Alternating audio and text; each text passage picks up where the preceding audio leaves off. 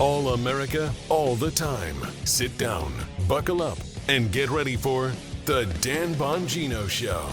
You know, I've been talking about it for days now. Well, for years, but for the past couple of days, because of the State of the Union and other things, I've been talking about contrasts. Not just a black shirt on the brick background, which really looks black on that background, by the way. I'm not just talking about that. I've been talking about how contrasts matter. They make some stimulus, even though it's the same, look more profound when surrounded by another stimulus. A diamond on a black background, I've said it often, looks even more lustrous. It's the same diamond. Contrasts in the State of the Union matter because you had the Democrats out there on the lawn where about 10 people showed up for the People's State of the Union, where they're singing, and you got an Oregon frog people on stage and all this other bullshit. Then you got President Trump, listing off 1,000 great things he did over the past year, backing it up with facts, and even CBS News fact-checking it as true now. However, contrasts matter everywhere. And one of the things when I first came back, I addressed early when I did that hit with Haley before I even did my own show, was I told him I was going to give him a year. I was going to flip the calendar at the FBI and go in and make a lot of necessary changes. But folks, I think you're seeing yesterday, after two major breaking news stories, which I'm going to cover, I think you're seeing what I said on Haley's show about there being two FBIs. I was right. I lived it. And you're going to see more of this. These problems are not going to be fixed over the course of a year or 2 years. This is going to take 3, 4, 5, maybe 2 terms to fix. It has taken probably close to 20 years to destroy. And I'm going to walk you through what I mean so you understand the process and why this is not going to happen quickly. The destruction, and we have to make all of us, because I'm just a citizen too. I'm not a monarch. I wasn't a monarch when I was there. I was a piece in a bigger puzzle. An important piece, a piece I cherished, but just a piece in a puzzle. We all are going to have to make some big girl and big boy decisions going forward, because the stories that came out yesterday, again, another one, are just mind-boggling. And I saw it for a year. I got a lot to get to, including some love notes from the psychopaths out there. Yes, I'll show you what I get. We have a work phone in the office, and someone must have put the number out there. So I'll show you some of the love notes we got from people, the anti-Jew crowd and elsewhere, who's really upset that I simply have an opinion out there. You're not allowed to have an opinion if you stand against anti-Semitism. You're not allowed to have that. It's funny. The people always talk about, hey, man, you're not allowed to notice this stuff. We're not allowed to talk about Israel and Jews. You're not allowed to talk about it. That's all you talk about all the time, everywhere, 24/7. Meanwhile, it's just a small portion of my show fighting against this stuff. I'll show you what I mean coming up in a second. A lot to talk about today. Senator Mike Lee, too, coming up in about an hour and a half. He is going to give a PhD manifesto on the filibuster and the SAVE Act. Hey, I think our healthcare system reacts instead of prepares. You get sick, you wait, insurance decides. When you actually need the medication, you can't get it. That's all backwards. That's why I use and recommend All Family Pharmacy. I've used them before. I use them now. And I'll keep using them because they get it, and I want to be prepared. I don't want to be knocking on a pharmacy window in an emergency if I need medications. It's not your typical pharmacy. Look at the winter storm we just had. Shipments were delayed. People were scrambling. If you ordered when the warnings hit, your medications would already be at home. That's what All Family Pharmacy allows you to do. They believe people should be able to plan ahead. You complete the form online, a licensed doctor reviews it and provides a prescription, and your medication ships straight to your door. No waiting rooms. You don't want to be in waiting rooms with a bunch of sick people. No insurance middlemen, and no nonsense. They offer antibiotics, antivirals, flu meds, ivermectin, hydroxychloroquine, mebendazole, NAD, which I love, methylene blue, and everyday maintenance medications people rely on. This is about access. It's about freedom. It's about choosing the right pharmacy. Go to allfamilypharmacy.com/Bongino. Use code Bongino10, Bongino10 to save 10% in your next order. This is not medical advice. Consult a licensed healthcare professional before taking any prescription medication. Again, allfamilypharmacy.com/Bongino. Thank you, All Family Pharmacy. We appreciate it. All right, fellas, let's go. Beat me to the punch on there. So before I get back to contrast and the two FBIs, well, we're all going to have to make a decision, folks. I said all the time when I was over there, it's not my FBI. It's not your FBI. It's not the FBI agent's FBI. It's ours. We pay for it. So we have to make some decisions going forward. First, a couple love notes we got yesterday. This is the kind of stuff we deal with all day here.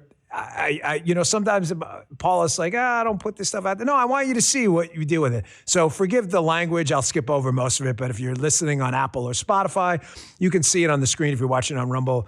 Dan, you're angry about Candace Owen. I thought it was Owens. You go F yourself. Dan, redneck, wannabe, scumbag, pedophile protector, son of a bee. You're a part of the deep state. Yes, definitely. You know me, guys. Fellas, right? Justin, big deep state guy. That was my thing. I definitely gave up my number one ranked live stream podcast and radio show to leave and go Bacardi. That's 100% right. Here it goes on. Here's another one. Y'all stand no chance in the midterms, you posse fire bootlicker. Now, this is probably someone from overseas who doesn't know how to spell. I don't know what I know what a posse, like posse comitatus, a P-O-S-S-Y. I think you spelled that wrong. You're too much of a B to admit you're Dan. You're like Y-O-R-E. Can you? Little, now he's got the Aussie part of back to Aussie, which I think the American people are done with this administration. Really? That'll be a shocker to the 64% of people who just said they love Donald Trump's State of the Union address and his approval rating close to 50% based on some of the polls. That's a shocker to everyone else. You see how the black pillars and the whole, we hate the Jews crowd and we love the story. You see how they all spin it all up together? They all have the same agenda to destroy the country and divide us all up. Folks, it happened again yesterday. I just want you to be aware there are a lot of scam accounts on social media. Here was one of them. Of course, I spoke out. Listen, I have the right to an opinion like anyone else. You don't have to like it. I think attacking Erica Kirk is an abomination. The woman lost her husband, and I have an opinion on it. And that's okay. You can have an opinion on it too. However, you saw this come out yesterday from a Simon Goddick, which is an obvious scam account. These are people who were paid to call Candace Owens evil or a demon. Whatever you think of her, smearing someone for money is morally bankrupt, which is strange because the exact same message came out from a bunch of other people, which makes it appear that they were paid. And who's on there? Cat Turd, Graham Allen. Oh, look, Bongino report. Guys, who cast that check? Jasmine, you're the business manager. Did you get a check from anyone? Are you sure? No one paid you to say that Candace Owens, you're sure of it? Jasmine is shaking her head. Guy says he's waiting for his cut. He's like, how did you guys leave me out of this? Dana Lash, Laura Loomer, Steve Deschaux, Dave Rubin. Apparently we were all paid.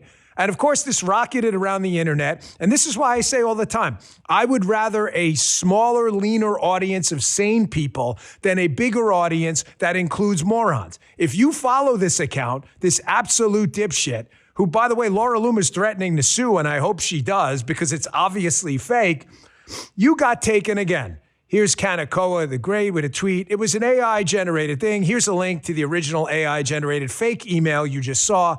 Who mindlessly shared this nonsense? The answer is all of the Jew haters out there.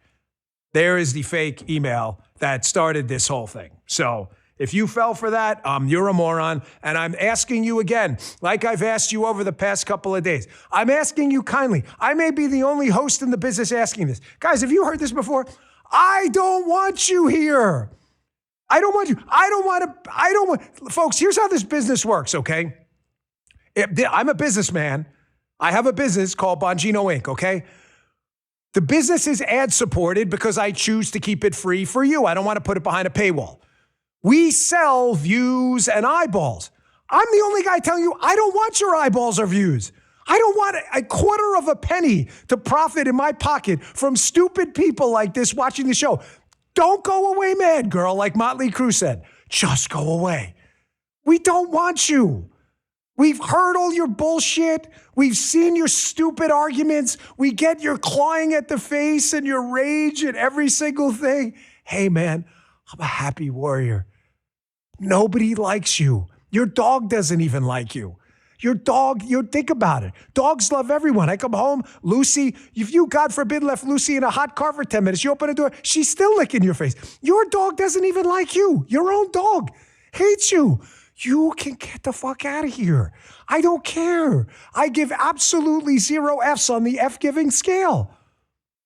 You're an idiot. No one wants you in their chat room. I don't even want you talking about my show. Because then smart people are going to be like, oh my gosh, this moron listens to that show. I can't listen. You are a cancer.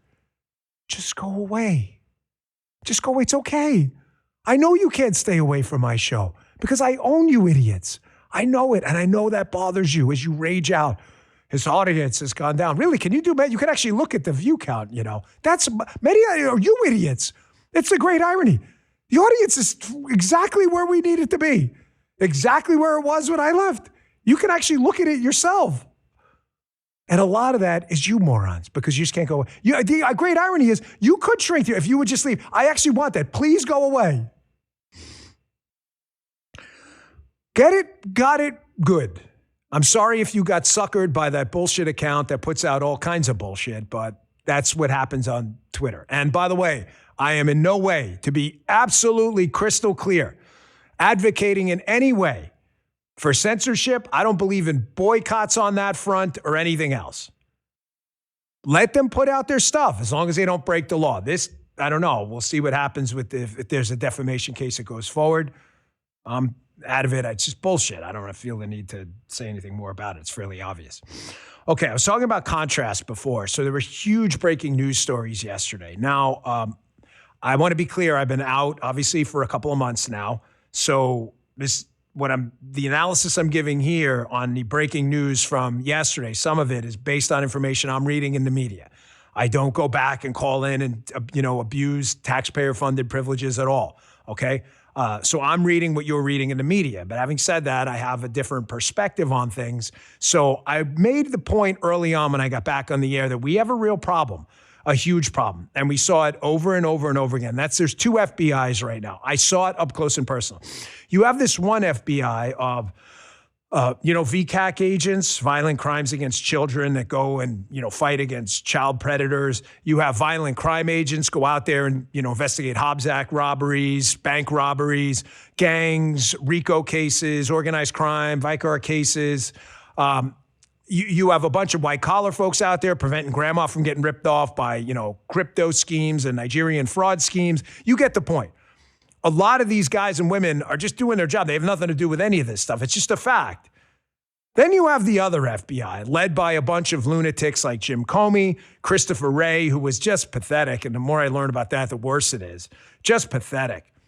I mean, just sad. Andy McCabe, Peter Strzok, Lisa Page, some agents, some not. Just a bunch of, Pre-Step and these others, weak-kneed folks who allowed the FBI you pay for because it's yours. It's not theirs. They don't own it. They don't own it. You see like the Agents Association now coming out, responding to Cash having to fire more agents yesterday, in addition to others that were fired. This is going to, maybe it's going to nothing. Like, don't make stupid decisions and you don't have anything to worry about. Contrast. We need a law enforcement counter-terror, counter-espionage organization. We need it. I'm going to show you a case in a minute. There's no choice. The country will blow up within weeks if we just dumped all of it. However, is the FBI the answer going forward? That's going to be for you all to decide, folks. I am not the decision maker here. I have an opinion as a citizen. I'll give it to you like anyone else, but I'm a citizen now too. I'm one of 330 million people. These are level 10 decisions. Level 10 decisions where there's a shitty choice and a shittier choice. And which one's the shittier choice is not obvious at this point. So here's what happened yesterday. I'm going to give you a couple breaking news stories. I'm going to show you the contrast of what I mean with these 2 FBIs, okay? Here's the first story. It's kind of a good news, bad news segment, but the bad news is really bad. Here's a Fox segment, David Spunt and Brett Baer. This broke last night. There was an uncovering of subpoenas. That's important, by the way, subpoenas. It doesn't appear that warrants involved. Subpoenas are not the same thing. subpoenas for Kash Patel and Chief of Staff Susie Wiles' phone records before they entered in their positions. That was just uncovered. Watch the Fox report from last night, and I'll tell you what I think happened here. Check this out. FBI Director Kash Patel out with an allegation that the prior FBI obtained his phone records, and not only his. What can you tell us about that?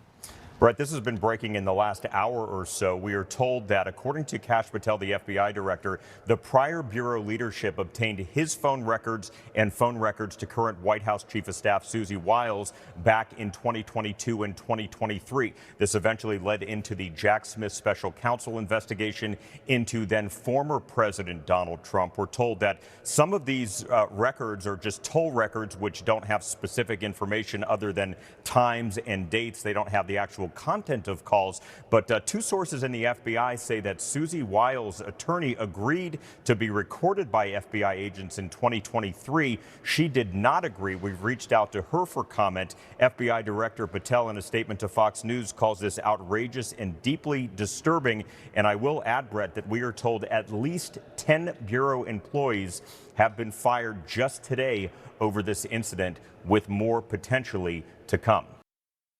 With more to come. Now, I want to be clear on this from, again, I'm dealing with news reports at this point like you are. We had a policy when I was there of find, investigate, take action. The investigate and take action part takes time because it has to be done correctly. What you don't want is to do something prematurely and they wind up getting their job back and back pay and all of that.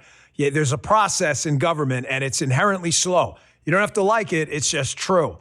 However, the fine portion, when you look at the two FBIs, this is important you understand this.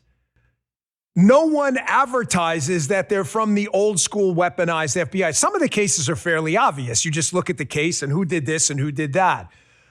Cases like what we saw yesterday with Kash Patel and Susie Wiles having their phone records subpoenaed, from what I see in the reporting, throw up that Reuters thing if you could, just put it up on the screen while I'm talking. From what I see here, there doesn't appear to be any actual predicate to do that. FBI obtained Patel and Susie Wiles' phone records during the Biden administration, but there's no predicate, at least not in the publicly available reporting. Folks, the FBI has a process. I think you know this, but I'll just state it for the folks out there on the left who don't seem to understand this. The FBI just can't willy-nilly open up a case on anyone open up a case on Justin because they don't like his hoodie. That's not the way that works. You have to have a predicate. Preliminary investigation can turn into a full investigation. It can be stopped if there's nothing there. You have to have a predicate. The point here is, what the hell was the predicate? You're investigating Kash Patel and Susie Wiles. Why again? It appears that this was pretty well hidden, and this would happen all the time. The stuff does not jump out to you. There were prohibited access records. We had to go through that whole process, dig that up, change that process. We had to eliminate an entire squad in the Washington field office. Employees were terminated. There are investigations going on right now into this stuff. This stuff was not delivered to anyone on a silver platter. We found hidden, stuff in rooms nobody told us about. Nobody volunteered that. We had to go out and be proactive. And I'm guessing that's what happened here on this tranche of information, that it was probably secreted away. And someone said, hey, what's this? Oh, looky here. They surveilled Kash's phone records and Susie too. This is obviously the bad FBI I told you about. So Kash, according to the report, fired 10 employees. I don't know how many were agents or support personnel. David Spunt says there's more to come. I'm sure there are. I'm certain there's going to be an investigation again into all this. I know, but folks, that's the way the process works. So there was an MSNBC segment last night. Forgive me, I asked the guys last minute and I didn't want to delay the show. But I think it was Chris Hayes and Ted Lieu, but you can look it up. It's all over social media. And Chris Hayes says something to Ted Lieu like, well, I assume this is all legitimate because there were warrants involved and a judge had to sign off on them. There's no indication that's the case at all. These were subpoenas. Those are not warrants. They're not the same thing. They can't even get the story right. Here is the only talking point on this story that matters, because it's the only point that matters. What the hell was the predicate to investigate Kash Patel and Susie Wiles? What was the predicate? I guarantee you can't find one. You'll make it up. I don't know. He had chicken at Chipotle instead of steak. What the hell does that mean? Well, you know, chicken, and the source of the chicken from Chipotle was a company that 10 years ago was, what the fuck are you talking about? Is that even real? This would happen all the time. So now you've got, again, contrasts. Contrasts. And I'm glad everybody over there knows that if you're part of the weaponized side, that you're not going to be around in the FBI. It's not yours. It belongs to the taxpayer. And seemingly every other day when I was there, someone would come in with another case like this. But now, this is where we get to big boy decisions, where we have to talk openly and honestly about what the future is. And stay tuned on this, by the way. Remember, we're 1 year in. If you have no patience, you're like, I'm done, screw the administration, I don't do anything, fine. The show's not for you. It's okay, it's fine. I'm just telling you, like, when the body of work is done, I think you're going to have a good data set to say, all right, we get it. But here's what happened yesterday as well. This is a news report out of Los Angeles where, man, everybody's innocent till proven guilty.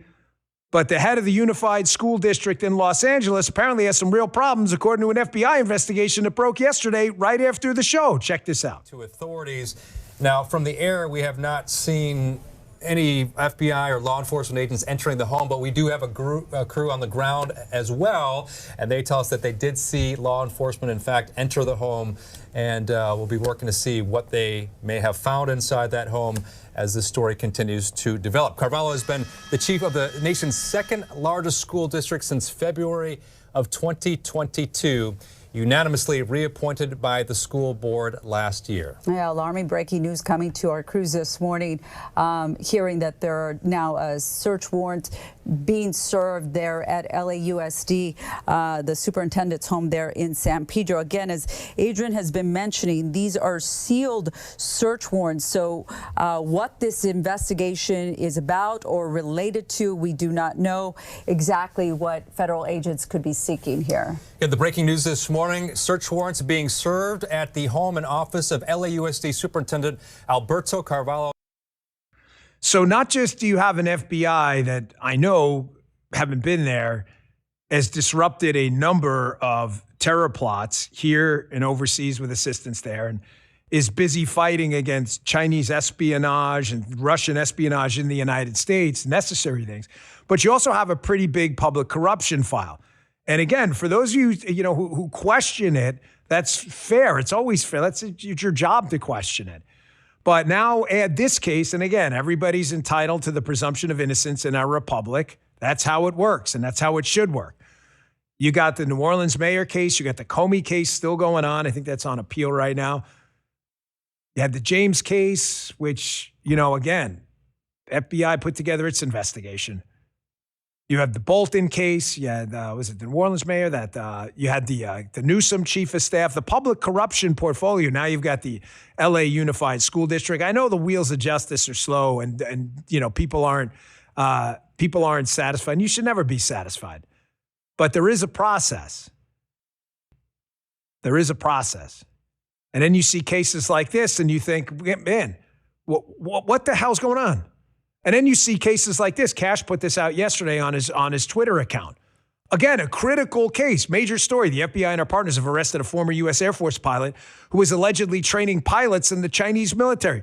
This is a huge problem, folks. China's everywhere, all the time, trying to find a weakness in our chainmail. They're poking, they're prodding, and they're just waiting for a weakness to be able to infiltrate our system and collapse it from the inside. And when I say system, I mean from grids to industrial control systems to ways to infiltrate and engage in agitprop propaganda. They're always looking for it. So the question now becomes the level 10 decision that I put out for you in the audience.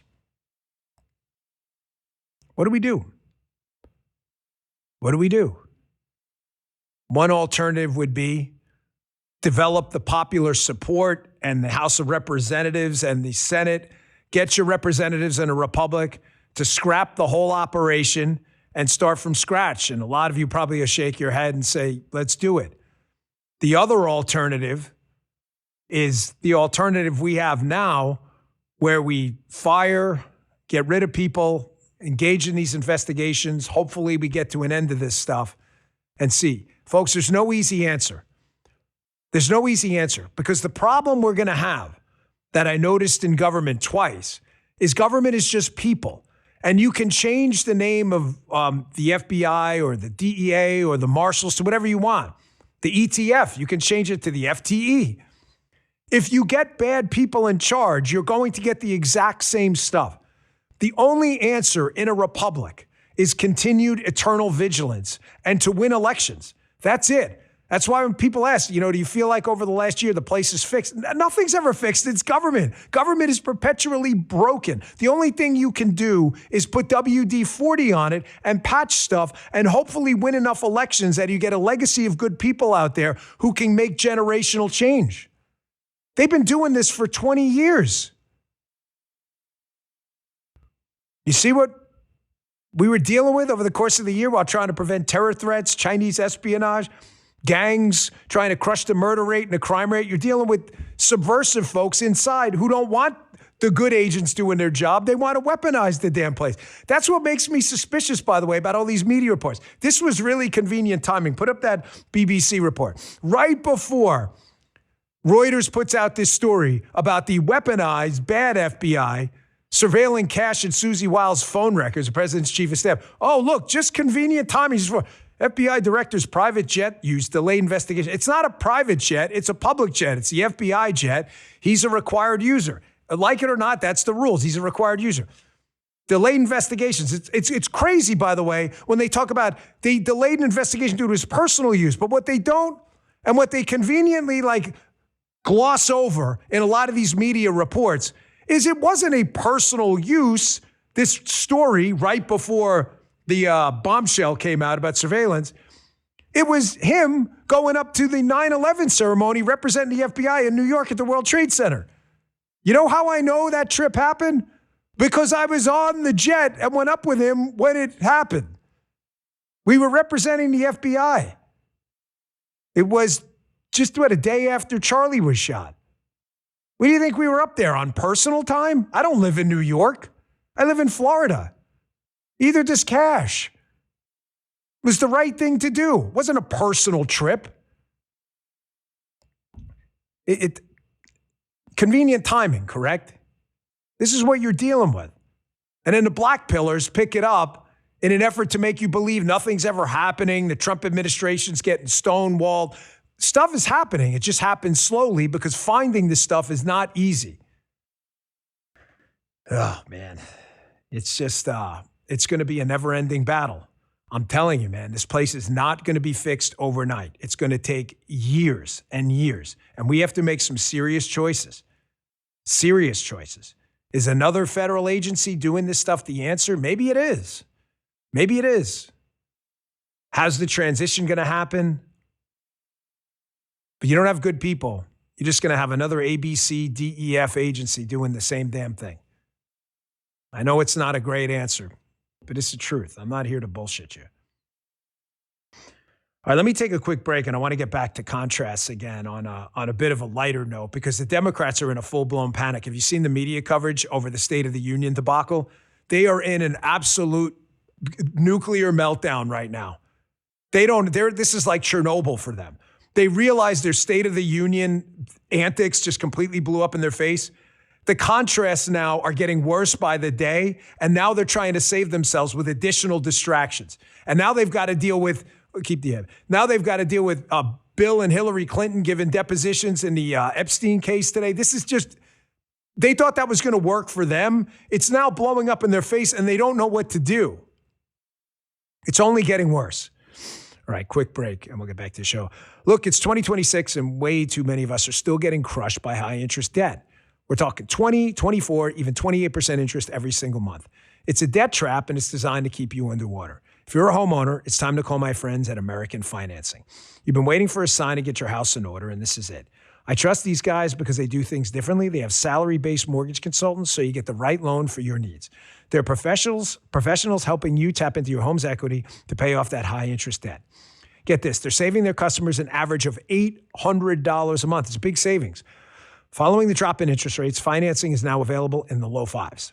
Think about what that does for your family's budgets. Total game changer. There are no upfront fees to see what you can save every month. And if you start today, you might even delay 2 mortgage payments. It's a great company. Give them a shot. Save some money. Call American Financing. Here's the number.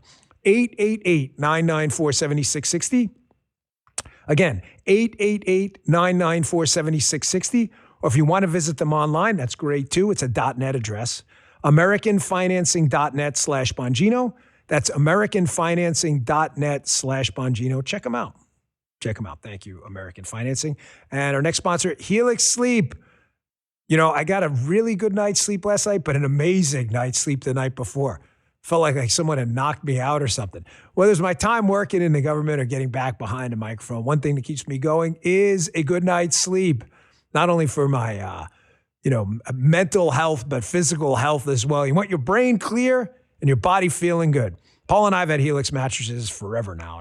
Helix mattresses, they match you with the perfect mattress based on your personal preferences, not someone else's, and your sleep needs, which makes buying a mattress really easy and tailored to you.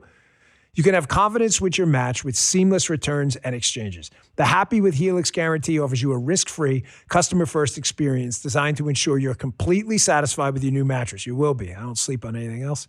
Even my guys here in the studio have them. They're hooked on Helix, Helix, after getting their match. Here's the website. Go to helixsleep.com/Dan for 27% off site-wide. That's helixsleep.com/Dan. Get 27% off site-wide and get yourself an amazing night's sleep. Make sure you enter our show name after checkout so they know the Dan Bongino Show sent you. That's Helix, Helix, helixsleep.com/Dan. Check them out. Okay, back to the show. So we're talking about contrast. I talked about the 2 FBIs. How you've got this, I've talked about the contrast between the lunatic crowd and the sane, rational people that I'm really proud to have here, and I'm proud to represent you in this space. But contrasts matter in politics more than anything because they create these binary decisions, this or that. Binary decisions are really easy. Human beings don't love a lot of choices. Yes, they do. No, they don't. Look at the mounds of data on it. Human beings do not like, cable offerings with 65,000 channels because it's almost too much choice. They like a good amount of choice, but not too much. Binaries are really easy. So it's up to us to create these binaries. You either have this or you have that. And imagery, sound bites, and snapshots make it really easy. So this was but never forget the contrasting. If you don't understand that, politics is always going to elude your analysis. Contrasts really matter. That's why the Dems are freaking out. This stuff went viral. The frog stuff we played, them screaming outside, nobody showing up at there's People's State of the Union. And now the Democrats are singing again. Please stop singing. Please stop singing. Listen, singing for me, I will seriously fracture a glass in your office only to mess around. Please stop singing. Here they are singing again. Check this out. No pueden encarcelarnos a todas. No pueden encarcelarnos a todas. All right, enough. All right, I was going to play more. You get it. That was at the People's State of the Union again. Why are they? I don't know. I'm not messing with you folks. I don't understand. Why are they always singing? Do you guys know? Do you have any idea? Why are you? I don't understand how you think this appeals to sane people. They don't want to hear you singing on stage all the time. What are you doing? Oh, there's a level on top of the camera. The other day, the camera was like this. And I don't know how they made up for it. So Guy had a level on top, and he's like, I don't like it there. Well, if it bothers you, I didn't even know it was up there, but that's okay. Are you? There you go. Oh, am I? I'm sorry. I was looking at it. Now, contrast. Here is the State of the Union. Put up the picture of Chief Warrant Officer Eric Slover getting the Medal of Honor. This is what happened at the State of the Union. Contrast it with the Democrats out on the lawn with nobody there singing like a bunch of crazed lunatics and dancing around another event in frog costumes. Look at this guy. An American hero, Eric Slover, Chinook pilot. Ladies and gentlemen, leave this picture up for a moment. To Eric Slover, one big salute, brother. God bless you, man. Bravery, I can't even imagine. I wish I could. Look at the face on this guy. Folks, for those in the chat, any yes or no, you've been in the military, you ever dealt with these special forces guys? Talking the whole portfolio from Delta, Rangers, SEALs, pararescue. You ever dealt with Green Berets? You ever dealt with these guys? I did a lot because we would use them for QRFs. Look at the chat blowing up, American flags. They were, when I would go overseas with a protectee, President Bush or someone else or President Obama, the quick reaction force we would use, in addition to our SWAT team known as CAT and the Secret Service, we would typically take special forces guys. So we would deal with them all the time. They all have that look. That look, you know the look. If you're listening on Apple and Spotify, you know the look. Chief Warrant Officer Eric Slover's got that look right there. If this was America in an image, this is the image. I don't want to put any kind of political label on this gentleman at all. I don't care about his politics. He's a hero. I don't care who he voted for at all. God bless you, sir. Don't give a damn about your voting record. But what I do care about is I know the MAGA movement, Republican movement, honors guys like this. While the left, not all, but many of them continuously attack our military and hears about singing and dancing outside the lawn. Contrasts matter. Look at that look.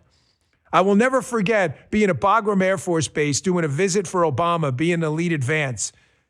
And they were going to, it was a Purple Heart ceremony, and this, I believe he was Delta Force operator, true story, was about to get, I don't know, like his 100th Purple Heart. I'm probably being a bit hyperbolic, but it was a lot.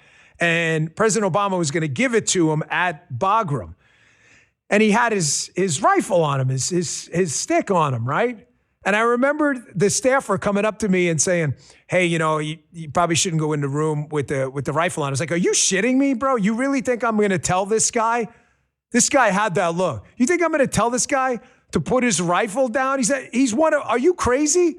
So I went to the mill aide at the time, who happened to be a Navy SEAL. And I said, hey, man, this guy's going in there with the gun. End the story. And that was the end of that. He walked in there with the gun. And like, are you nuts? I'm not telling this guy to put... That reminds me of... That's the look. That's why don't ever, ever, ever F around with American Special Forces or the American military in general, but definitely not our special forces. Did you guys ever see that tweet that went out? I don't know if it's real or not, but about the Cuban intelligence guy after we took Maduro? He was like, I don't know what happened. A couple loud noises. I couldn't see anything. They were like ghosts. They came in. A bunch of people died on our side. Yes. These guys trained their entire lives under the harshest of conditions for maybe a 10-minute operation or an hour-long operation that you're just not prepared for. Folks, I did a lot of training between NYPD and Secret Service and even FBI. I had to requalify with my gun like anyone else. Here's my training compared to, if you're listening on Apple, Spotify, I'm making the little... I forget about it. I can't even fit it on camera. It's not even close. It's not even close. I've seen that look. Contrasts. That's us. That'll always be us. And that's why we need to always stay unified as a country, because there are real threats out there. That allegation of basically a counterintelligence case with this American who was allegedly training Chinese pilots on their advanced fighter platforms. This is just a small piece of a massive threat to the United States. And we should argue and debate within our party about the direction of our party. It's healthy. But when it comes to defending America and making sure our kids have a country to go to live in as we move forward, we got to link arms in that one. I want to say a big yes, exclamation point. Finally, someone did it, folks. Someone did it. Someone did what? I have been talking about this when I was over working for the government, couldn't speak out about political issues. One of the things that was driving me freaking bananas was the government shutdown over the Democrats wanting more money for Obamacare that they said was going to save you money. Which story is it? Obamacare is going to save you a bunch of money and cut costs. By the way, give us more money. The expenses are skyrocketing, quote. I don't know why that particular thing drove me crazy, but I couldn't believe more Republicans weren't making the case like, wait, you're shutting down the government for more money for Obamacare when you said it would cost us less money? How does that even make sense? Someone finally did it. Someone finally did it. Mark Wayne Mullen, United States senators, talking up on the Hill yesterday. Republican, obviously. And Bernie Sanders interrupts him because Bernie Sanders knows Mark Wayne Mullen is making this exact point. Congratulations, Senator Mark Wayne Mullen. I don't know if you're the first one to bring it up, but we need more of this. Here he is like, hey, what do you mean you need more money for Obamacare? I thought this was supposed to save us money. And Bernie knows they've got a problem, tries to shut him down. Check this out. We can agree that it is absolutely not affordable, 100% not affordable, yet it was supposed to be affordable. That's what we sold by Obamacare. So how about we work together and say, hey, so scrap ACA, admit it doesn't work, admit you guys made a mistake, and let's work at something with President Trump to make affordable health care healthy and affordable for everybody. But there's zero chance you guys could do that. Zero chance. Yet everybody we bring up here, you guys chastise for trying to make changes. God forbid we change and go after and try to fix our broken system. Anyways, I ranted too long. Let's talk about some... Yes, you did. I'm sorry, I didn't ask your opinion on that. And if I cared about your opinion, I would ask you, but I don't care about your opinion. Well, you're part of the system. You're part of the problem. You've been sitting here longer than I've even been alive. This is your problem. You should have fixed this a long time ago. You've been rel on it so long. What have you been doing? I've decided not to run for Surgeon General. You're the nominee. I've decided not to accept that nominee. That is definitely something we would never accept. Thank you, Senator Mark Wayne Mullen. Thank you. Thank you, finally, for bringing this out. Someone else may have done it. I'm sorry. I don't mean to impugn anyone else who may have brought this point up in the past. Please, in the name of all that's holy, keep hammering this point. How did they shut down the government asking for more money for a plan they told you was going to save money? And I love it. We just shuts them down. If I want your opinion, I'll give it to you, Bernie. You've been up here for 700 years. If you had a solution, you would have already implemented it, correct? Or at least your solutions aren't working. Isn't that fairly obvious? While we're on the topic of Mark Wayne Mullen, put that VO up, by the way. Here's Mark Wayne Mullen at the State of the Union. That nut job, Al Green, holding that racist sign. There's Mark Wayne Mullen. Give me that stupid sign. Did you guys see this? You may be there. Yeah, play one more time. There you go. Like a loop. There you go. Give me that stupid sign. Good for you. Nobody needs to be looking at this crap on the... There we go. They're in the State of the Union. Good job, Senator Mark Wayne Mullen. Republicans, please, listen, I get it. You know, the politics thing, I know it's tough. It's the art of the possible. I have Senator Lee on later. We're going to talk about that, the SAVE Act, the filibuster. It's going to be a PhD course in the SAVE Act and saving our elections. Be about a 20-minute interview. But please, I'm asking the Republicans. I've had a lot of you on the show so far in just the month we've been back. Please continue to hammer this point. You can't avoid the fact that the Democrats shut down the government over a plan they implemented, Obamacare, that failed to do what they said it's going to do. That's why they're shutting down the government. But we have another problem too. And I'm going to talk to, again, Senator Lee about it in a bit. The SAVE Act. Ladies and gentlemen, the SAVE Act will save America going forward because it'll implement a set of voting standards across the country that'll make it very easy to vote, but very difficult to cheat. Sean Davis, who's a friend of mine at the Federalist, brings this up a lot. Ladies and gentlemen, we're at the point now in American elections. Listen to me, and this is really important, where sadly ballots win elections and not necessarily people. Those aren't always the same thing. If you mass mail out a bunch of ballots to a group of people, You have no idea in some cases who's going to send those back if you don't have voter ID and voter integrity measures. Anyone could, Casper the Friendly Ghost could send it back in. That means the ballot won, not the person. And if the person doesn't complain, say you send a mail-in ballot to me, Dan Bongino. Someone intercepts the ballot and then goes and votes for me. If I don't go and check, hey, what are you talking about? How did I didn't vote yet. I never mailed it. I never got the ballot. No one's going to know.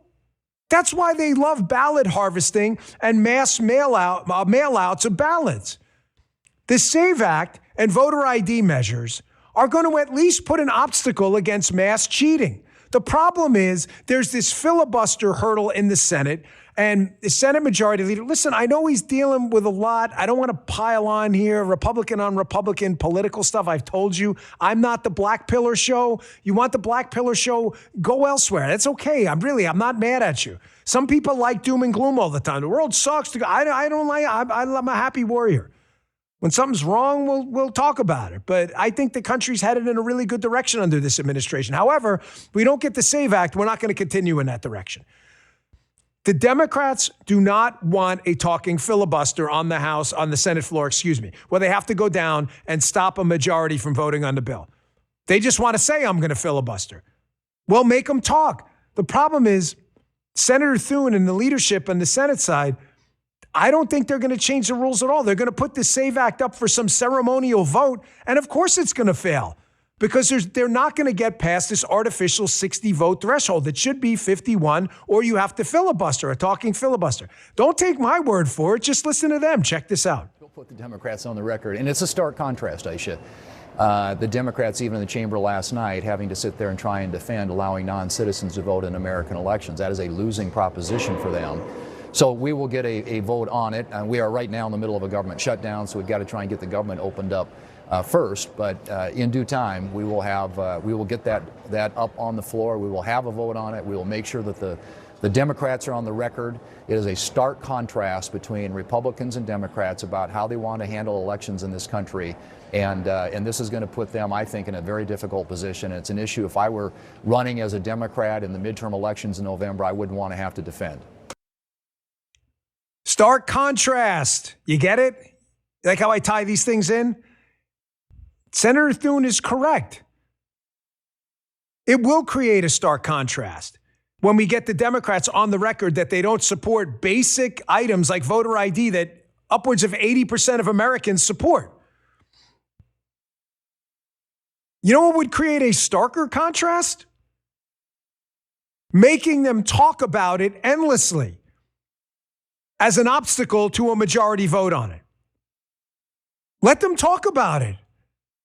Folks, listen, again, I don't want to pile on here, but when something's wrong, it's our obligation to talk about it on the show and call it out. We are never going to get this opportunity again.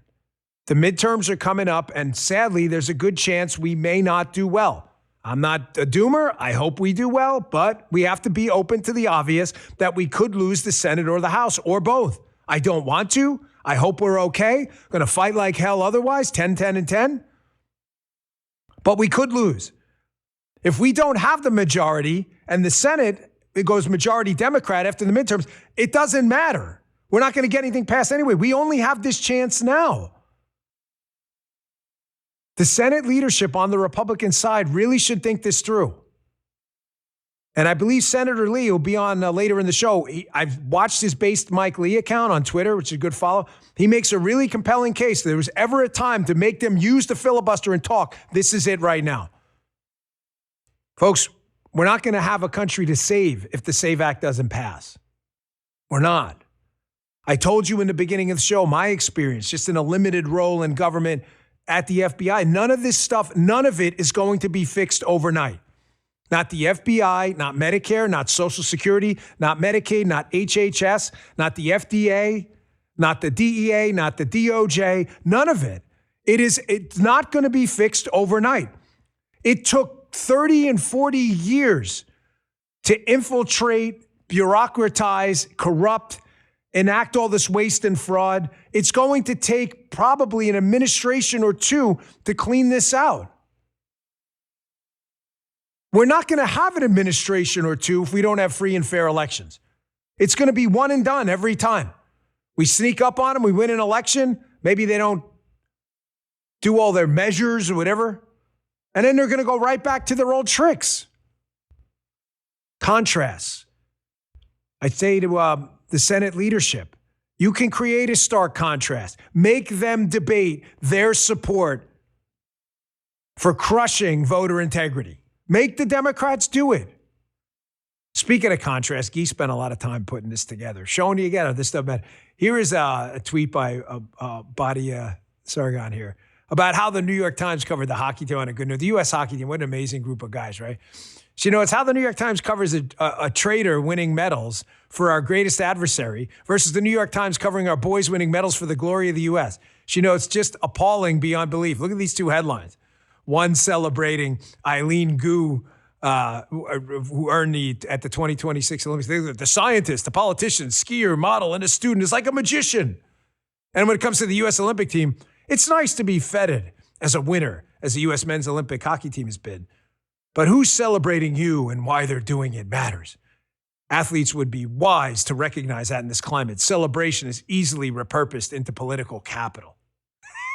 Can it be more obvious about their ridiculously partisan slant while they pretend to be the gray lady and independent journalist? Go cut the shit. It's funny now how they want to attack these heroes in the U.S. men's Olympic team for winning a gold medal against the odds and going to the White House. But Clay Travis did an amazing job on his Twitter account of pulling this old clip from when MSNOW was NSNBC. I know it's MS now. We're calling them NSNOW. MSNBC back in the day, there was another team that didn't want to go to the White House when I think was it Obama or something? And they were really upset about that. They're like, don't make it political, man. Just go to the White House. Wait, that's what the U.S. Olympic team just did. They didn't make it political. President Trump invited them, they went. You see how these people have no principles at all? They believe in absolutely nothing. Check this out. Boston Bruins goalie Tim Thomas, RSVP, thanks, but no thanks to a White House invitation. What do we make of that? Tim Thomas points out that Tim Thomas said, I exercise my right as a free citizen and did not visit the White House. This was not about politics or party, as in my opinion, both parties are responsible for the situation we are in as a country. I think this is kind of the hyper-partisanship that just irritates everybody. It's like, just go to the White House. You don't have to run an ad or cut a commercial or anything. Just go to the White House, take part, celebrate, just like everybody else celebrates with Republicans or Democratic presidents. They don't stand for anything, folks. Now, that's kind of funny to watch, but it's not funny at all. Because when it comes to things like the SAVE Act, the most important electoral policy issue of our time, saving our elections, you cannot build your reasoning on a layer of sand that we're dealing with rational actors on the other side. I've seen this with some opponents of changing filibuster, not rules, the rules don't have to change, but making them talk on the floor. Some of the opponents say, well, then we're going to go down this hill and the Democrats are going to scrap the filibuster. Stop it. Please. The Democrats have already said they're going to scrap the filibuster. Take that off the table. This is game theory now. It's not a binary. It's if then. The Democrats are going to do it. We can either beat them to the punch or we can get punched in the balls. That's it. Those are your choices. We're not dealing with rational actors on the other side. These people have gone crazy on the left. Folks, I saw lunatic stuff with Romney when he was a candidate, with George W. I've seen it with, when Huckabee ran and Santorum and others. I have never seen crazy like this, ever. This combination of forces that Donald Trump is just, to show your ass theory. They've just, I don't know how else to say it. The Mad Hatter thing. Was it the chemicals in the hat, as we call Mad Hatter? They've just gone crazy. Are they inhaling mercury? I mean, what the hell are they doing? Here's what I mean. Here's a Florida representative, Ashley Gant. Friend of mine sent this over yesterday, the link to this. Friend of mine who's involved in Florida politics. So this is a pretty simple thing. The Republicans in Florida, a very Republican state, they wanted to acknowledge a real American hero like Charlie Kirk for his contributions to political debate. No one supported free speech better than Charlie Kirk. Charlie'd sit on a campus and have a bunch of people screaming questions at him all day. What better advocate of free speech is that? That was anti-censorship. That was like, hey, have your voice heard and we'll debate, correct? So here's Florida Representative Ashley Gant, Democrat, trying to make the claim that we shouldn't really acknowledge Charlie because, Charlie wasn't really assassinated.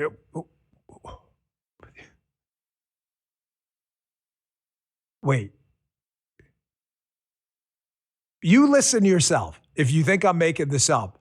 This actually happened. Check this out. So, the First Amendment protects free speech. We don't need this day of remembrance for a man that was mediocre and racist. And I say mediocre at best. He was not a Floridian. He had no ties to Florida other than owning property. We have a number of Floridians, both individuals and organizations, that promote free speech that is not divisive like this individual was. If we want to talk about free speech, let's talk about being precise with our words. When we hear assassination, that's typically related to a person and a political position. Charlie Kirk died from gun violence, okay? We continuously advocate for gun policy legislation that would ensure that people that probably shouldn't have a gun don't have a gun. So, was his passing tragic for those who love him? Absolutely. There is no denying that. But he was not assassinated, and words being accurate matters. Tell you what, guys, let's make this simple for the liberals at home, like Representative Ashley Gant.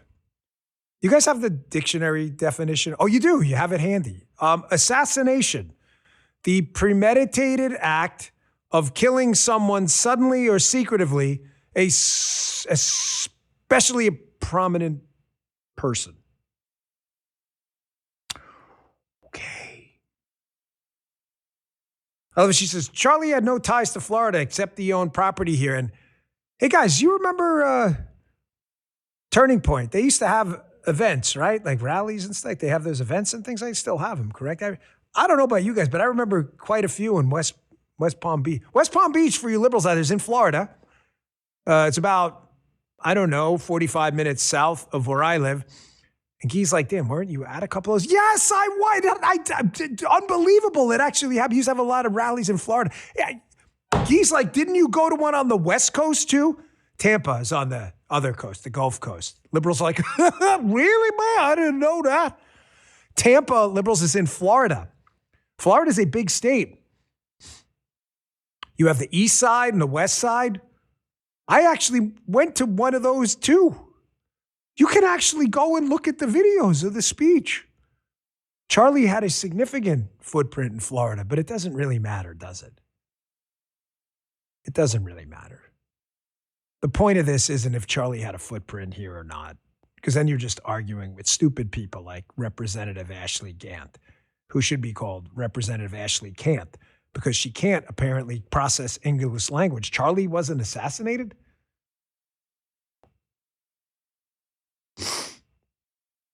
Folks, we're not dealing with sane actors here. I can't make this point to you enough. Whether it's dealing with a bunch of insane, weaponized actors at the FBI, a bunch of lunatic Democrats who are going to scrap the filibuster and jam a bunch of wealth confiscation taxes, weaponized government regulations, government takeover of healthcare down your throat. The assumption that we're dealing with sane people is building your reasoning on a house of sand that's going to collapse no matter what you put. You can put the strongest bricks and mortar on earth on top of sand. It doesn't matter. It's going to collapse when the tide comes in and out.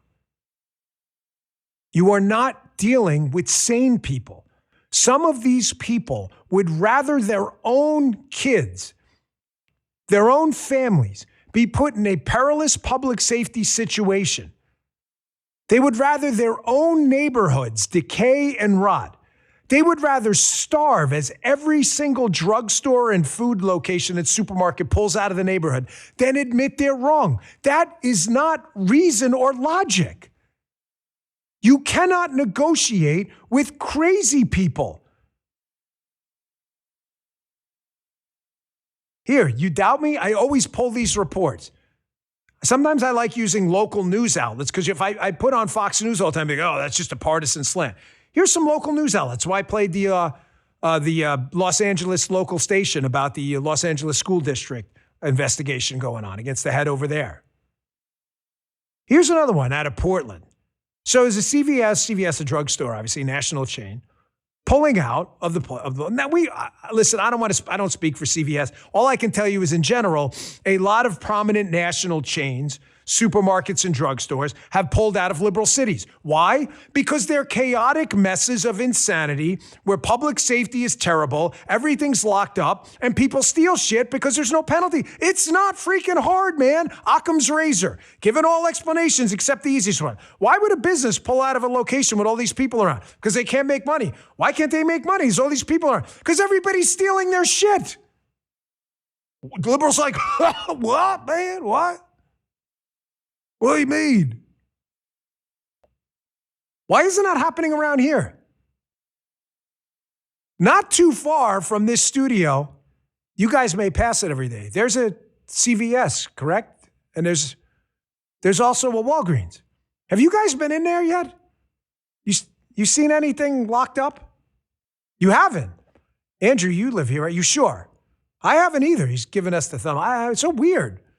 Because we have a sheriff down here, Sheriff Budenstein, who, by the way, if you go into Walgreens or CVS and you steal shit, you're going to get a nice, fresh set of bracelets. And I'm not talking about like Gucci or Tiffany. They look kind of like handcuffs. And you will go to jail. And there's a good chance, by the way, they may not even plea it out. And it's weird. They don't have to lock stuff up. It's so crazy. Folks, they would rather live. Some of these people would rather live like animals. I didn't even play the CVS clip yet. I'm sorry. Watch. Listen to this report. And the local media station. Listen to how they always try to frame these things. Check this out. CVS spokesperson told me March 5th will be the last day for this store here, right across the street from Pioneer Square. People I spoke to today who were going in and out of the store tell me they're frankly not surprised it's closing. It's hard to miss the abandoned storefronts and for lease signs near Pioneer Courthouse Square. The vacancies leaving the area around Portland's living room feeling rather empty. In less than 2 weeks, this CVS store will also be gone. It'll be sad because I won't be able to come here and get my water and my supplies and whatever else we need. People we spoke with weren't exactly shocked to hear the store is closing its doors. I'm not surprised. And everything's locked up in there. Like you want certain things, they're under lock and key. You're like, oh my God. Similar problems cost the area one of its other retailers just a few years ago. I don't know the lady in there at all. I don't know. She could be a Trump. I have no idea. Ice her out of it for a second. She's like, and you go in there, everything's all locked up. Absent her, these people want to live like animals. You can't buy anything in their stores. There's a shit map for San Francisco. Oh, Dan, stop being so vulgar. No, I'm not kidding. There's an actual shit map where they found shit in the streets. Crime rates were out of control before sane people got back in charge. I went down to Seattle. I took a mini vacation with some friends. I go to Seattle. We just had to depart from there. But we had about, 8 hours in Seattle. So my daughter said, hey, I want to go see the original Starbucks. It's down on like Pikes or someone down there. That's the name of the coffee, you get it. We take a walk down. Here's the crazy thing. The lady at the hotel, this is a while ago. It's, 3 years ago, 2 years ago. The lady at the hotel goes, hey, the All-Star game, whenever the All-Star game is in Seattle, is in town. So they really cleaned up the city. So we're like, oh, okay, but it's probably safe to walk down there. Keep in mind, I don't have a gun on me or anything like that. We walk down the street. Folks, you know the hunch over look? The fentanyl, meth look, whatever it is, we're all hunched over. It looks like Romero's Night of the Living Dead, Dawn of the Dead. I've never seen anything like it. I had 3 kids with me, my daughter and my friend's 2 daughters. And I got to tell you, I was like, cross the street immediately. It looked like a scary harbor. Oh, there it is, the shit map. These guys found it. Is that from San Francisco? There's the shit map. Don't walk here. There's shit all over the place. This is how they want to live like animals. You realize, like, people before there was indoor sanitation used to throw shit out the windows. This is why they want to live. Oh, this is vulgar. It's true. Here's how to avoid the shit. They need like a junkie map, too. Here's how to avoid the junkies with the Night of the Living Dead look. You know what I'm talking about when they're hunched over and they can't get up? It is the most frightening thing. Some of them are barely clothed. You're like, what kind of place is this? They would rather live like animals. You're not dealing with rational people. Here's the crazy thing. This Trump administration, stacked with people who actually give a shit, have gone into liberal cities that hate this president.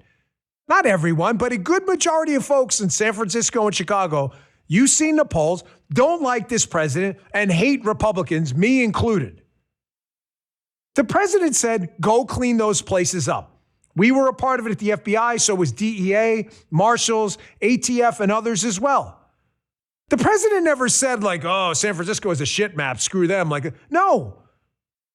And the murder rate in the country collapsed because of a combined effort in federal law enforcement to get shitheads off the street, pun intended. Even CBS had to acknowledge it. CBS, of all places, had to acknowledge that what the president said at the State of the Union about the murder rate collapsing is true. Fact check, murder rate. In the State of the Union, Trump said last year the murder rate saw its single largest decline in recorded history. This is the biggest decline, think of it in recorded history, the lowest number in over 125 years, end quote. A CBS News fact check has determined this is true. It's not just, it's the lowest in recorded history. The percentage drop is the greatest percentage drop we've seen in modern times, too. That's not an accident. Yet Democrats always act surprised. You ever notice this? This feigned surprise all the time? Hey, CVS is closing down in Portland. Yeah, got all this. There's a street crime problem, and all of a sudden they're like, I don't know, man. I don't know why stuff's all locked up. I don't know. They always act surprised. The murder rate's down. We're stunned. What could it possibly be? I don't know. President Trump told us at the FBI, can you guys go get murderers off the street? Find a way? Yeah, we can do it. Now, ladies and gentlemen, I'm going to ask you again, in case any of you think this was rocket science and me taking some celebratory pat on the back. This was not hard. This is one of the few times you're going to get a guy saying, this was common sense. You just needed someone to implement it with a president who supported you. How many murderers do you know in your own life? Josh, any murderers?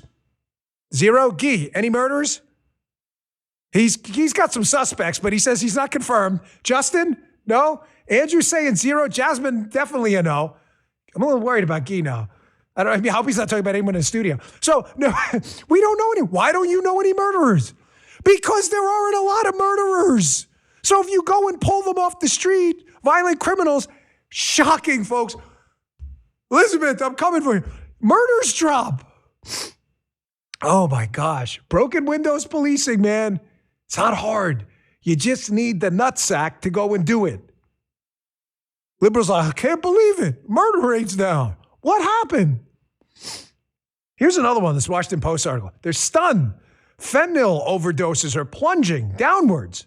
That means less of them for the liberals out there. Headline, Roger Kimball, stunned by this. A study offers a surprising, here it is, folks, surprising reason for plunging U.S. overdose deaths. Think of this long explanation about China. Who was it who pressured China to schedule a lot of these precursor chemicals? Oh, that's right. The White House and Cash, who took a trip over there, and then they did it. God forbid you give any credit to the administration. I don't know, man. I'm so surprised. When you combine strong law enforcement, public education, and international diplomacy, Cash flew over there to get these precursor chemicals to fentanyl scheduled at the direction of the White House, and it happened. You notice how the Washington Post glosses over all of that conveniently? I don't know, man. I'm so surprised. Fentanyl deaths Plunging, that means down.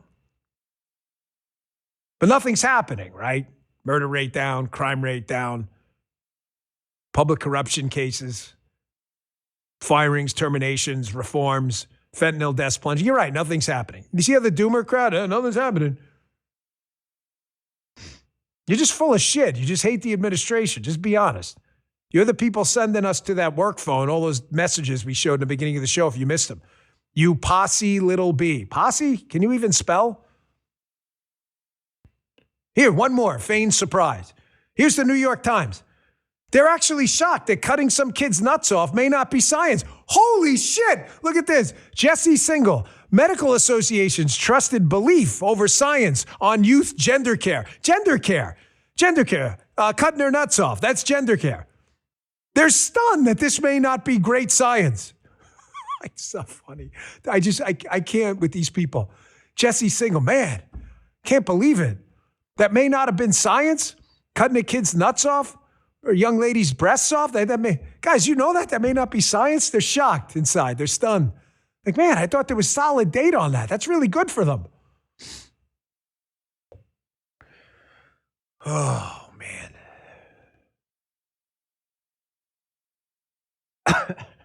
Sorry. It really isn't fun. I can't with these people. Stop pretending, please. You're dealing with rational actors on the other side. We are in a really perilous point in our country, and there's going to be a lot of level 10 decisions going forward, folks. The country is moving in the right direction. The battle is going to be waged every single day for years. No one person's going to fix this. Not me, not Cash. It's going to take years and years of successive presidencies, strong members of the Senate and the House to do really hard things. None of this is going to be fixed overnight. It took them decades to destroy it. And that's how we wound up here, folks. Trump has managed to break through this ridiculous messaging machine at the New York Times and the Washington Post and elsewhere. Oh, we're stunned. Cutting kids' nuts off isn't good for them. We're stunned. The murder rate is down. How did that happen? We're stunned. Fentanyl overdoses are dropping, plunging. How did that happen? President Trump has a gift. I told you, the world's greatest superpower. Greatest superpower is what? Folks in the chat. The ability to command attention. Donald Trump has it. Nobody can tell you why. If they did, they'd write books and they'd be billionaires like him. They can't. Some people got this gift. They can command attention. When he breaks through the media bullshit, the feigned surprise, the commie bullshit they put out there, and talks directly to the people like he did in the State of the Union, it all comes together because he doesn't have to deal with the filter. Again, you don't have to believe me. I always bring receipts to the show to back up what I'm saying. You think his speech was ineffective? Check out this CNN poll. Now, it's very important here. They took a poll pre-speech and post-speech. Now, if the liberal media was right and Donald Trump's speech was not effective, then why did the numbers turn out the way they did, as reported by CNN? Check this out. Among speech watchers tonight, 64% say his policies will move the U.S. in the right direction. And look at the growth President Trump made over the speech. So pre-speech, it was 54% of speech watchers said his policies will move the U.S. in the right direction. After the speech, that number goes up 10 percentage points. So Donald Trump made some progress with people watching the speech. This is his greatest superpower, when he doesn't have to deal with the bullshit filter from the liberal media telling the public what to think instead of how to think about issues with facts. Look at what happens. The needle moves in his direction every time. Like I said, even CBS had to acknowledge what he said was true. And notice what they do every time, whether it was fentanyl overdoses, mutilation of children's bodies, the murder rate. They always try to explain away Republican successes using Democrat reasoning. And when Democrats do something wrong, they do the opposite. They do Republicans pounce and they focus on the Republican reaction rather than the Democrats' failures. They do this shit all the time. Folks, the White House is really good at breaking through this fog. If they weren't, the president's approval rating right now, due to the liberal messaging machine and constant attacks, would be at probably 30%. But because they're good at getting the truth to people, I'll just show you a quick portion of this latest White House ad, pre-State of the Union, at telling a story. You've seen this messaging machine for the first time in a long time being able to break through. Remember, the old adage was, you don't mess with media people who buy ink by a barrel. The president's like, no, you mess with them first. Check this out. Nevermind. My name is Megan Hemhauser. My name is Marcus Coleman, father of Delilah Coleman. My name is Catherine Rayner. My name is Sierra Burns. And I'm so excited to be in Washington, D.C., the capital, to attend the State of the Union with the President and the First Lady. To be invited to the State of the Union, what an incredible honor. Thank you, President Trump, for inviting us to the State of the Union. I'm incredibly honored to be here and be a part of this special event. I'm awestruck. It's the State of the Union, that's an ultimate honor. President Trump, I've followed you for many years. I've started at your first rally when you first were running again. I went by myself. There isn't words, but I'm so thankful for everything. Thank you so much for letting me come and talk about education and teach all of Americans how to learn super fast and effectively with using AI. They're just really good at this. I've got Senator Mike Lee coming up in just a few minutes. We're going to talk about the SAVE Act to save elections in this country. And it is going to be a 15 or 20-minute masterclass on all of the bullshit you've heard about elections and exactly how the Democrats use harvesting, mail-in balloting, the Motor Voter Act to try to manipulate election results. If you've never heard this before, I promise it is going to be your PhD course. Tell your friends to tune in now or watch it video on demand later. No one knows more about it than Senator Mike Lee. I wanted to just kind of one more time bring this up because I discussed it in the beginning of the show. We're discussing the two breaking news stories out of the FBI.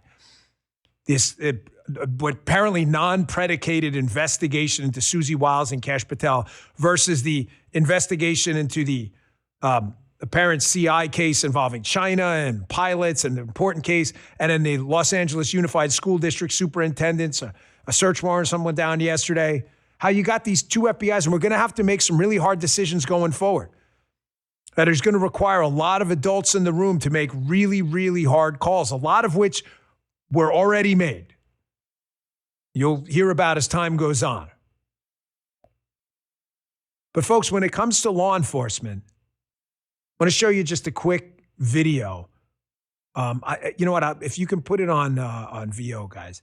I just want to show you what they're dealing with every single day. This does not mean, again, that law enforcement, are above the law. No one's saying that. No good, solid police officer or federal agent wants to be perceived as above the law because it just incentivizes corruption. However, I want you to understand when you're in law enforcement, again, having spent time as a street police officer and a federal agent twice, you're dealing with split-second decisions many times. And when you see it, you'll see what I mean. This happened in Bay County, Florida. Watch how quickly this breaks bad. That's it. Seconds. Drop the gun! Drop it!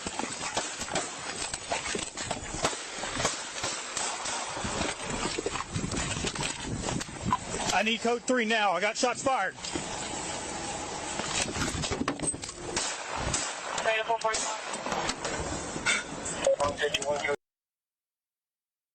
As you can see, you're talking about microsecond decisions. Years and years and years of training goes into making that split-second call about what you have to do to prevent yourself from getting a serious physical injury or stopping your own death if someone's taking an action that would cause that. They're dealing with a lot. And now they're dealing with, and this is why I think the body camera revolution was a good thing. I am a vocal supporter and was during my time in the FBI, and they know that. I told the guys from day one, we got to expand this program, make it happen. Because now you can see, and if there is any corruption or malfeasance, you can see that too, and that should be exposed as well. But you'll see the majority of the time that what the media paints as an anti-police narrative, when you look at it and see it yourself, you're like, well, that's always a tough call. In this case, You can see it yourself. All right, going to take a quick break here, and I'm going to get to Senator Lee. Please pay very close attention to this segment. It's one of the most important we've did in our time back and even before. It is about the SAVE Act, saving our elections, motor voter, ballot harvesting, mass mail-in balloting, the filibuster, and it ties all together so that we can save our elections going forward. If we don't believe in the election results, we have nothing but anarchy. You have no country, period. A lot happened when I was back in the last job, like gold jumping over 60% in the past year. To be straight with you, I'm feeling good about buying gold from Birch Gold right about now, really good. And I'm really grateful they're back with me as a sponsor. A lot of you know the story. I wasn't going to go with a gold sponsor early on, but Paula said, hey, listen, we both buy gold, we invest in gold, so let's do it. I got to learn more about a company called Birch Gold, BIRCH, and the need for financial diversification and the use of gold in that portfolio. I started buying gold from Birch Gold, one of the best decisions I ever made. I became a huge believer. There is freedom in financial diversification, and Birch Gold is the only gold company I choose to do business with and have for a few years now. I encourage you to learn for yourself. Text my name, Dan, D-A-N, to the number 989898. Birch Gold will send you a free information kit on how to convert an eligible IRA or 401k into an IRA in physical gold. That's right, own gold in a tax-sheltered account.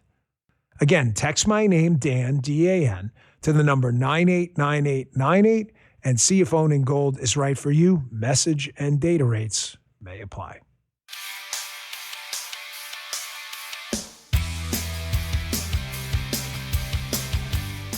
Welcoming to the show a guest who was prominently featured on my former radio program, my podcast before I left, one of the good guys up on the Hill, Senator Mike Lee from Utah. Senator Lee, welcome to the show.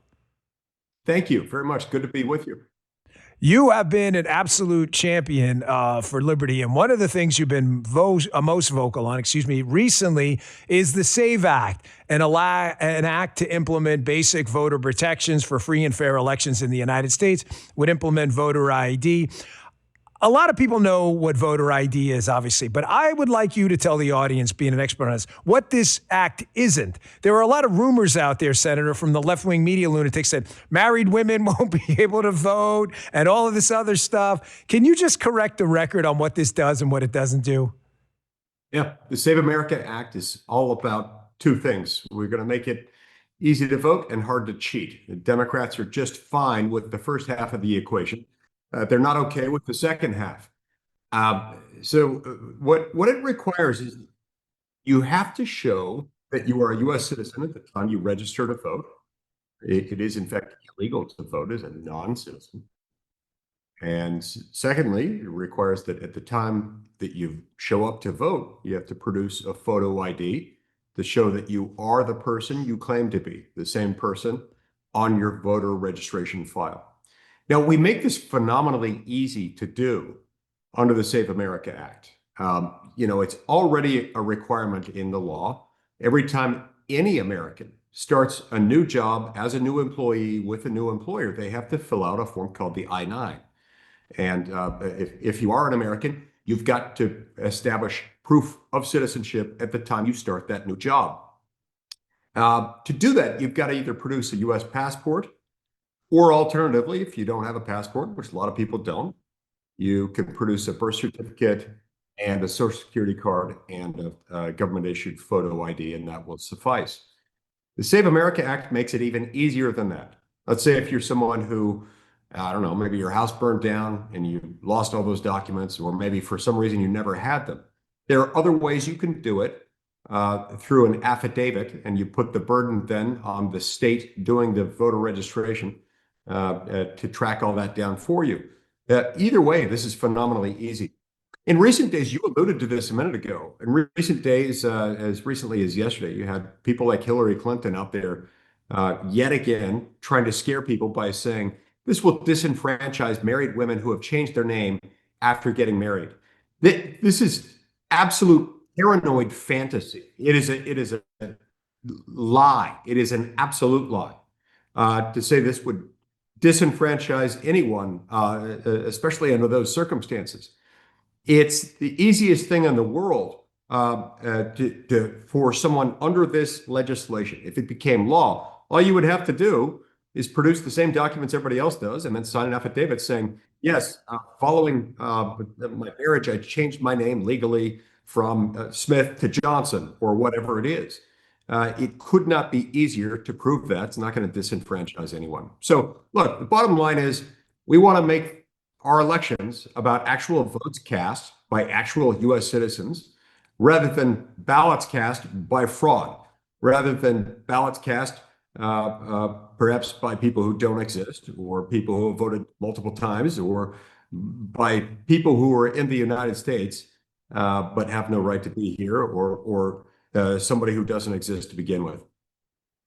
Senator, my good friend Sean Davis over at the Federalist, a really brilliant guy, he brought this up to me in the past. He used to be on my radio show a lot, plan to have him here. But he said, listen, we never want to get to an environment in an election where trust and integrity obviously matter. It's axiomatic, where ballots win elections and not people.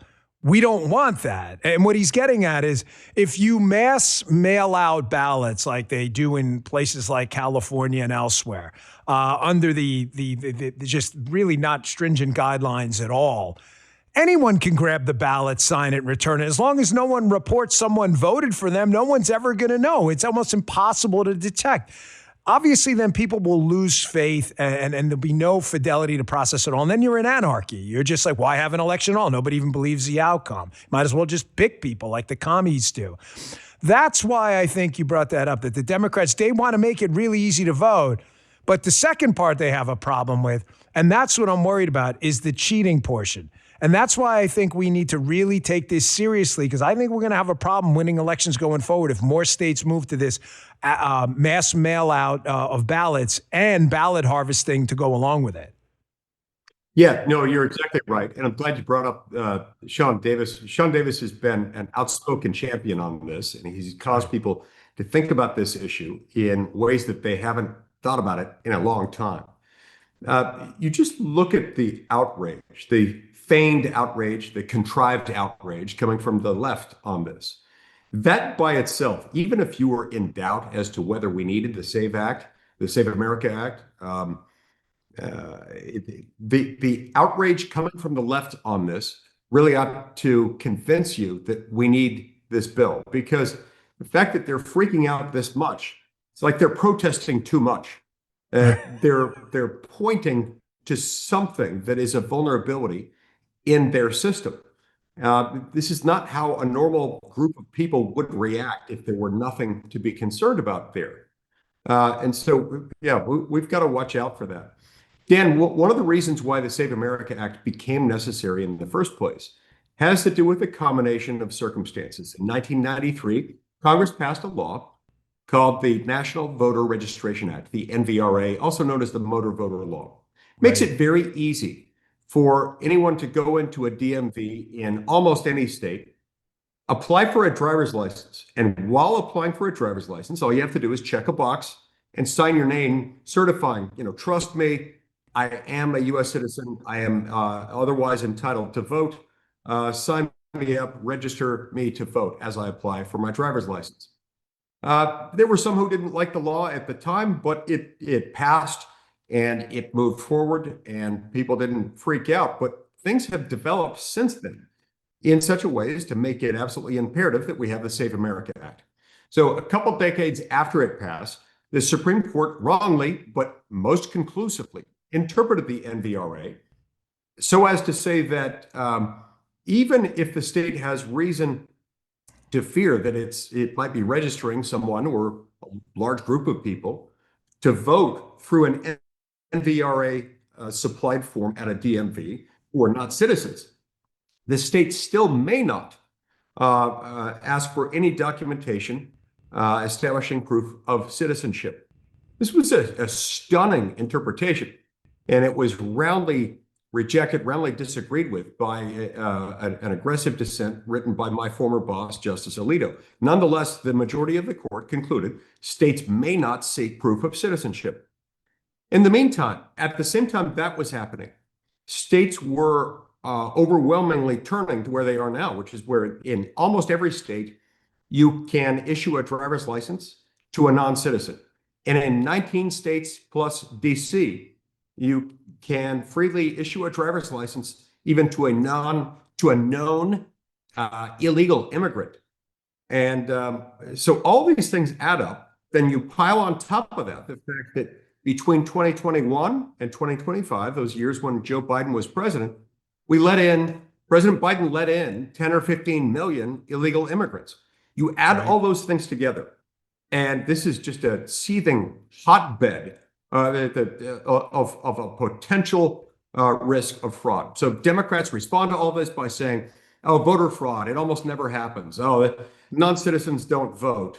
These guys are making up, this is a solution in search of a problem. They don't know that, they can't know that, and they're turning a blind eye to known aggressive threats to election integrity and security. That's why we got to get the Save America Act passed. Now, Senator, you have been on your Based Mike Lee X account. You've been very good on social media. You're one of the few up there, the growing number, but who understand that new media, if you're not on it, you're losing, man. The days of Cronkite and Brokaw are long since gone. But you've been talking about the filibuster, which, if you're a regular viewer of my show, is tied to the SAVE Act. The filibuster, of course, is a 60-vote hurdle in the Senate. The 60-vote hurdle, unlike the House, which majority rules in the House, creates a problem for the Republicans on the SAVE Act because it's a math problem because we don't have 60 Republican senators. Pretty simple. However, the filibuster, as initially intended, was meant to be an act of active volition. You had to go on the floor and talk. Filibuster, as it's used even in common language. Oh, stop filibustering. You're driving me crazy. Stop talking. That's what it was. You had to sit there on the Senate floor and talk and talk and talk to basically clog up the machinery. But that evolved into a just threat of a filibuster. And saying, I'm just going to filibuster. You don't actually have to do it. You have proposed, hey, listen, if you're going to filibuster this critical election integrity measure that could save the country in the future, then you damn well better get on the Senate floor and talk it through. Explain that. This is another thing the Democrats have, they already said they want to dump the filibuster, by the way. So walk us through that. All right. So from the dawn of the Republic, since the creation of the U.S. Senate, going all the way back to 1789, we have had a tradition that is backed up by our rules, known as the filibuster. And under the filibuster from the beginning, the idea was that as long as any one senator or any small group of senators, even if they were outnumbered, they could continue debating and speaking in the Senate as long as they wanted to until debate was finished. And then they would proceed to a vote. And legislation in the Senate, then as now, had a passage threshold at a simple majority. That remains the case today, that passage is at a simple majority. Fast forward to 1917, and the Senate created a mechanism by which debate could be brought to a close. If a supermajority of senators came together and voted to bring debate to a close, they could stop the small minority of senators from continuing to filibuster. Initially, that threshold was set at 3/4. A few decades later, it was changed to 2/3. A few decades after that, it was changed to 3/5, where it stands today, which is where we get the rule of 60 votes. That's called cloture. That's where a supermajority of senators comes together and they can force debate to come to a close, even if some senators want to continue debating for a longer period of time. But as you alluded to a moment ago, we've now conflated all of that to where people just assume that unless you can get to 60 votes, there's no way that you can ever bring debate to a close, no way you can ever get to the point where you could get to passage at a simple majority threshold of 51. It's not technically true. It's just that we haven't used what I call the talking filibuster in decades. We've grown accustomed to just relying on the cloture standard as a de facto standard for what it takes to pass. My point here is that although you couldn't necessarily do it every time, it might end up proving too cumbersome. Whereas here, you've got this unusual circumstance where you've got the House and the Senate both preferring legislation. You've got a majority in both chambers who want to pass this legislation. You've got 85% of the American people wanting the Save America Act to pass. And you've got a president of the United States who, night before last, identified this as the top Republican legislative priority. In that unique circumstance, especially whereas here, the security of our elections, our ability to confidently tell voters that they can rely on the integrity of our elections is at stake, we should enforce the talking filibuster. Meaning, if Democrats don't want this bill to pass, they should be required to go to the Senate floor and explain why to the American people, who 85% of whom want this bill to pass. This has a way, inevitably, of bringing about consensus, of helping to bring debate to a close. The best example I can point to in terms of a modern historical analog to this, the Civil Rights Act of 1964. At the time it passed the House of Representatives, it was supported by a simple majority of Americans, somewhere between 51 and 55%. But they were still 25 or 26 votes shy of cloture in the Senate. Now, had the Senate in 1964 responded the way many are saying that we have to respond to our 10-vote cloture deficit today, we're only 10 votes shy of cloture. Had they responded the same way in 64, the Civil Rights Act would not have been passed into law. Certainly not at that time. They would have just given up and moved on. But what they did is they put it on the Senate floor. They stayed the same legislative day for weeks on end. And after weeks of debate, that tended to sharpen the minds of those who realized they were fighting a losing battle. The American people wanted this thing to pass, and they eventually came to the table. They negotiated some additional changes, and they got it passed. So if they could overcome a 26-vote cloture deficit then, with legislation fairly supported by a simple majority of Americans, we can do that today when we're only 10 votes shy of cloture and 85% of the American people are with us. For those of you that listen on Apple and Spotify, we're talking to Senator Mike Lee from the absolutely beautiful state of Utah. If you had not visited this state, please take the time. It is just incredible. Senator, you have some people who disagree with you on this. I am not one of them. However, people I respect of sound mind, Hugh Hewitt being one of them, perfectly entitled to a reasoned opinion on it. But those folks have, what I believe the critical mistake they're making in their analysis when they say leave basically the process as is in essence, is they're treating it as a binary. Filibuster, good, slows down the process, gives the minority some power to stop bad legislation. I concur. I agree 100%. You're not wrong. But that's not the binary we're dealing with. We're dealing with game theory and a series of if-then equations. It's not good, bad. It's what's bad versus what's worse. What's bad? The filibuster, clogging up this. They say, well, what's worse? Dumping the rules. But then they don't take into account, I'll make up words here, what's worser? And what's worser than worst is the Democrats have already said they're going to dump the filibuster anyway. So you have to take into account this is not a binary. It is a series of if-then equations where you have to game theory it out. Is it your fear that now that Senators Sinema and Manchin, the only opponents of changing the filibuster rules on the Democrat side, are gone, that the Democrats are just going to dump it anyway and jam even bigger government and totalitarianism down our throats? Well, yeah, look, I think it stands to reason that they are going to do that. I don't think anyone reasonably disputes that that is the plan of Democrats whenever the stars are aligned again in their favor, meaning the next time they have the three levers from the two political branches of government, meaning the both chambers of Congress and the White House under Democratic control. I don't think there's anyone who disputes that they're going to dump it. Now, importantly, though, Dan, what I'm talking about here is not nuking the filibuster. I'm not even advocating that we ditch it. I'm just saying this is the filibuster. To use the true filibuster, and I'm not even saying that we need to do it this way every time, but in circumstances like this one, where the American people are overwhelmingly with us, a majority of both legislative chambers want it to pass, and so do 85% of the American people and the President of the United States, and where it's so important to government itself, we ought to enforce the filibuster based on what it actually is. This isn't contrary to the filibuster. It's not undermining it. It's actually what the filibuster is, which is speaking on the Senate floor. It's not silence. They ought not be able to have the benefits of the filibuster while napping or while attending the Munich Security Conference or while, I don't know, at the bar, at the gym, whatever it is that they do when they're not in the Senate speaking and debating. Yeah. No, I should have been clear on that. You're not even suggesting any big change. You're just suggesting enforce the rules as they are now. I actually feel differently about it. I obviously respect your opinion.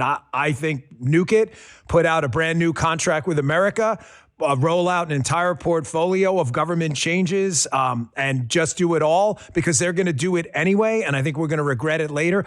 But I understand your politics is the art of the possible right now, and there may not be enough Republican votes. I totally get it. I don't want to jump the gun on any of that. And if that's the best we can do right now, I think that's a very viable and reasonable alternative. Senator Lee, I really appreciate you taking the time. That was a PhD course in the SAVE Act and filibuster process. I think the listening audience is going to really appreciate it. I think the myth busting, too, is really valuable. They're not stopping married women from voting. You would just simply sign a form and move along. This is not complicated. They are very bright and can figure it out. I happen to be married to a woman who is highly intelligent and figured out very easily how to change her name and how to vote. So thank you very much, Senator, for representing the cause of liberty. We really appreciate it. You're always welcome back. Thanks so much, Dan. Good to be with you. It's good to see you back on the airwaves. Thank you, sir. I appreciate that. Feels great. Senator Mike Lee, folks, one of the good guys up there. There you go. Now you know. You know, someone sent me an email yesterday, an actual email. It's not like these liberals. They say, my kid was at a coffee shop this morning and someone came up to him and told him that Trump is a Nazi or whatever. This actually happened. Someone sent me an email, and they have my email from back when I used to put out an email on the air. And they said, Dan, I'm a P1, been listening for 10 years. And one of the things I love about your show is I never lose a debate now. Well, that was always the purpose of the show. And when we're not experts on something, we bring in experts like Senator Lee and others, or we cite them in pieces and op-eds and others to show you that what you're hearing out there from Democrats is almost always, 90+% of the time, if not more, absolute BS. They are not stopping married women from voting. Stop talking to married women like they're stupid. It's condescending, and I'm absolutely sure they hate it too. And the filibuster process doesn't involve any change of the rules. If you're going to filibuster, then go filibuster on the floor and make your case why 80% of Americans who believe in voter ID are crazy. Go make the case. Go make the case. Good luck with that. Folks, do us all a favor. We really appreciate it on the show. We would love you to death if you would download the Rumble app. I hate to ask favors of you all, but it's really important. Makes the show super easy to find. Download the Rumble app, or you can go to rumble.com/Bongino on the web. Click that subscribe button. It's free. It doesn't cost you anything. I don't even like the word subscribe because it makes it appear like you're going to pay for something. You're not. It's absolutely free. You'll get notifications about when the show goes live. This show, the Dan Bongino Show, every day at 10 a.m. The live stream is exclusively on Rumble. It's the only place to find it. Rumble.com/Bongino. Download the Rumble app. Check out Rumble Shorts on the app. It's like their TikTok, but with free speech. You're going to love it. All of our short clips are on there. You can share them in easily digestible nuggets. Rumble.com/Bongino. Please download the Rumble app. It's the home of free speech, always has been. And please check out Vince Colonnese on Rumble at 8 a.m. You can watch his show live, and also Haley coming up after my show, Haley Carania at 12 noon. Thanks for tuning in, folks. A really informative show today. A lot going on. There'll be a big show tomorrow, too. We've got Hillary Clinton and Bill Clinton testifying about the Epstein case. I'm sure there's going to be a ton of news on that. Don't miss the show tomorrow at 10 a.m. I'll see you then. Hey there, I'm Vince. I'm Haley Carania. Host of Vince. Host of Scrolling with Haley. You can always catch my show right here. Right here on the Bongino Report channel. Live, 8 a.m. Eastern, weekday mornings. Noon weekdays. And if you miss it, no worries. The show will always be right here and anywhere you find a podcast. Thanks for watching.